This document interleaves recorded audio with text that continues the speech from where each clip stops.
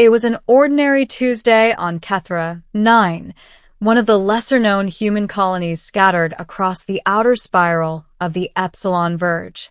I had just finished my shift at the Interstellar shipping depot, a job that required long hours, heavy lifting, and a strangely comforting amount of solitude. I had learned to enjoy the hum of the loading bays, the rhythmic beeps of automated forklifts, and the occasional chatter of my coworkers, though rarely did anyone linger long enough to engage beyond transactional pleasantries. The streets of Vieira Station, where I lived, were bustling in a muted, mechanical way. Flying vehicles zipped along magnetic tracks above.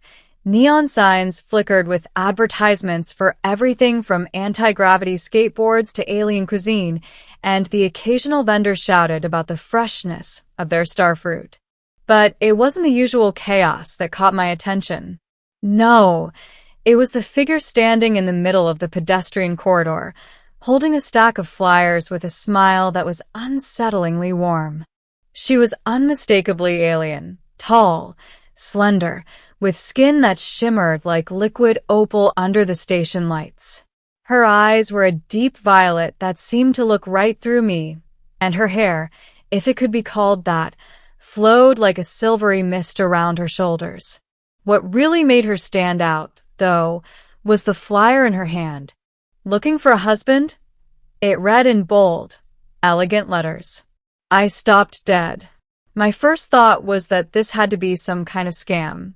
Aliens were notoriously tricky when it came to interspecies matchmaking, and a flyer like this screamed either marketing ploy or an elaborate prank. Still, curiosity got the better of me.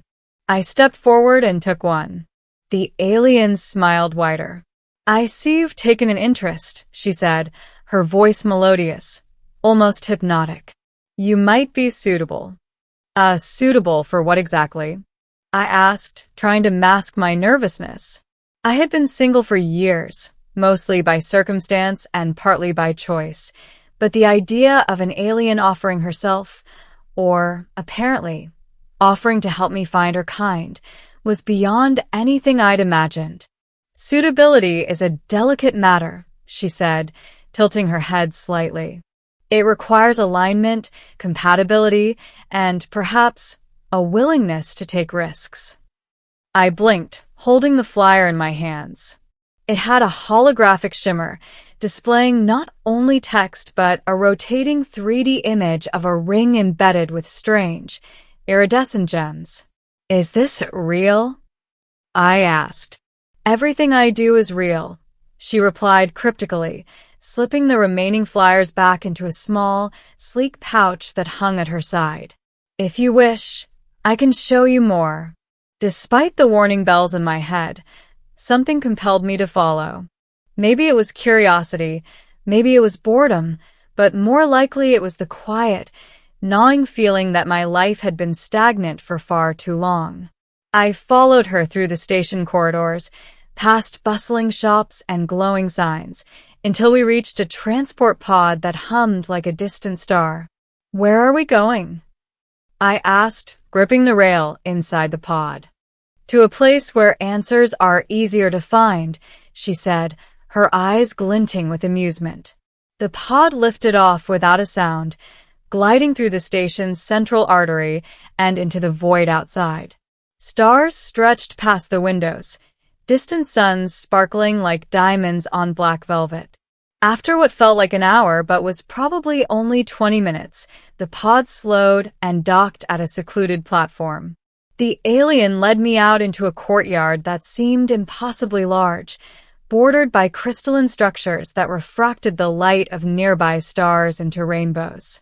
The architecture was breathtaking, delicate spires intertwined with floating walkways, gardens suspended in zero-gravity bubbles, and streams of liquid light that danced in the air like fireflies. "This is incredible," I muttered. "It is my home," she said simply.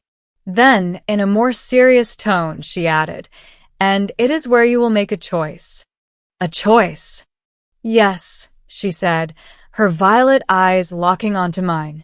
"You took the flyer. That was your first choice. Now you'll decide if you are ready for the consequences of what comes next. I was beginning to realize that this wasn't a joke, nor was it an advertisement for a matchmaking service. This was something else.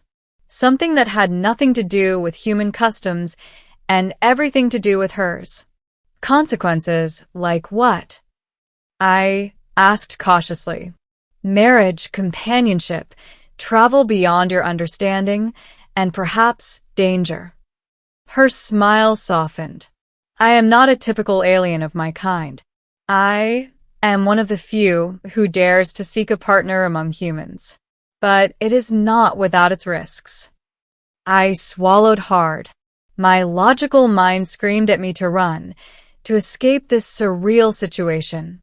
But curiosity, stubbornness, and a strange sense of destiny kept my feet planted. Okay, I said finally, trying to sound braver than I felt. What do I have to do? She extended her hand, palm up. A small holographic interface appeared above it, displaying a swirling pattern of symbols and numbers I didn't recognize. You will undergo the alignment, she said. It is a test of compatibility of mind, body, and spirit, and it will show whether we can truly exist together. I hesitated. The word test carried a weight I couldn't fully comprehend. But the flyer had been a choice, hadn't it? And following her here, maybe that was another. I nodded, trying to keep my racing heart steady. The alignment was unlike anything I'd ever experienced. It began with a series of neural scans, projections of my memories, thoughts, and emotions swirling around me as if I were floating inside my own mind. The alien guided me through it, her touch gentle, her presence calming. I saw my past, my regrets, my hopes for the future, and she seemed to see them too, accepting each one without judgment. Then came the more challenging part. We were immersed in a simulation that tested my courage, empathy, and adaptability. I faced dangers that felt real, falling into endless voids, navigating collapsing cities, encountering strange and hostile creatures. Each time, she was there, guiding me, observing me. Hours, or was it days, passed. Time became meaningless. By the end, I was exhausted, my body trembling, my mind stretched to its limits. And then she spoke. You have completed the alignment, she said softly. And you are compatible. I blinked. Compatible with you? Yes, she said, her smile gentle, almost human. Or, at least, with the life I can offer you. You have the courage, the empathy, and the curiosity needed to walk alongside me in this journey. I felt a strange mix of relief, disbelief, and awe. So, what now? Now, she said, taking my hand, you decide whether to accept. There is no pressure, no timeline. But know this. Once you take the next step, your life will change forever. You will leave your world behind in ways you cannot yet imagine.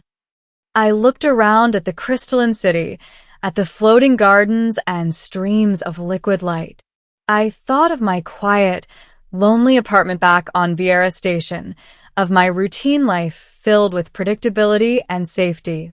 And I realized I was ready. I accept, I said finally, feeling a surge of exhilaration and fear. Her smile blossomed into something radiant, almost overwhelming. Then let us begin, she said, leading me to a chamber filled with soft light and the hum of alien energy. The ceremony, or whatever it was unlike anything in human culture. There were no rings exchanged, no vows spoken in familiar language. Instead, our essences were intertwined in a luminous dance of energy, our minds and emotions aligning in ways I couldn't fully articulate. I felt her thoughts, her fears, her joys, all blending with mine, and it was terrifying and beautiful at the same time. When it ended, we stood together in silence, hands still touching, hearts still racing. I was no longer alone. I was part of something vast, something extraordinary, something that defied all the rules I had known. "Welcome," she whispered, "to a life you could never have imagined." I smiled, feeling a warmth that had nothing to do with gravity or sunlight. "Thank you," I said. "For choosing me." "No," she said, her violet eyes twinkling. "We chose each other." And as we stepped out into the crystalline city, the stars stretched infinitely above, I realized that my ordinary life had ended the moment I took that flyer. And in its place, a new, unimaginable adventure had begun. We walked through the floating gardens, the streams of liquid light casting shimmering reflections across her opalescent skin. It was silent except for the hum of the city around us, a soft reminder that life continued even in this alien paradise. I kept stealing glances at her, still half in disbelief that all of this, this world, the connection between us, was real. "You know," I said cautiously, "I never thought anyone, human or otherwise, would hand me a flyer like that. And now here we are." She laughed softly, a sound like chimes in the wind. Sometimes the universe uses the smallest gestures to set the largest events into motion. A flyer, a choice, a spark of curiosity. That was all it took. I took a deep breath, feeling the weight of everything behind and ahead of me. "And what about danger? You said there would be risks." "Yes," she admitted, her violet eyes serious. "There will always be danger, in every journey worth taking. But there is also wonder, discovery, and connection. Together, we can face what comes." Her words grounded me in a way I hadn't expected. Life had been so predictable, so repetitive. And yet, in this single moment, everything felt possible. We reached the edge of the city, where a transparent bridge extended into the stars, giving the illusion that we were walking among constellations. She stopped and turned to me, her hand still in mine. "Are you ready for the next step?" I nodded, though my heart raced. "I am." She smiled, and in that smile was the promise of adventure, of partnership, of a life beyond comprehension. Then, as if reading my thoughts, she added, "Beyond this bridge lies the galaxy, new worlds, new civilizations, challenges, and beauty. And you will not face them alone." I felt a thrill, a mixture of fear and excitement, coursing through me. "I suppose that means I'm not just a visitor here anymore." "No," she said, her voice soft but certain. "You are a partner. And one day, perhaps, you will be a legend among the stars. Though for now, you are simply with me." For the first time in years, I felt truly alive. My past loneliness, my fears, my doubts, they all faded into insignificance compared to the reality of what lay ahead. The flyer, the alignment, the journey to her world, it had all been leading to this moment. We stepped onto the bridge together, leaving the crystalline city behind. Below us, the void of space stretched infinitely, dotted with distant suns and orbiting planets. Every step felt like a step into possibility, into a life unbound by ordinary limitations. As we moved forward, I realized that the husband she had sought wasn't just someone to walk beside her. It was someone willing to embrace the unknown, to step into the extraordinary without hesitation. And I was ready. She squeezed my hand gently, and I met her gaze. In her eyes, I saw a reflection of my own wonder, my own curiosity, my own willingness to leap into the impossible.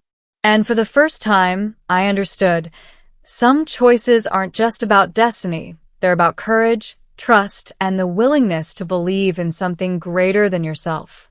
The stars beckoned, and I took that step.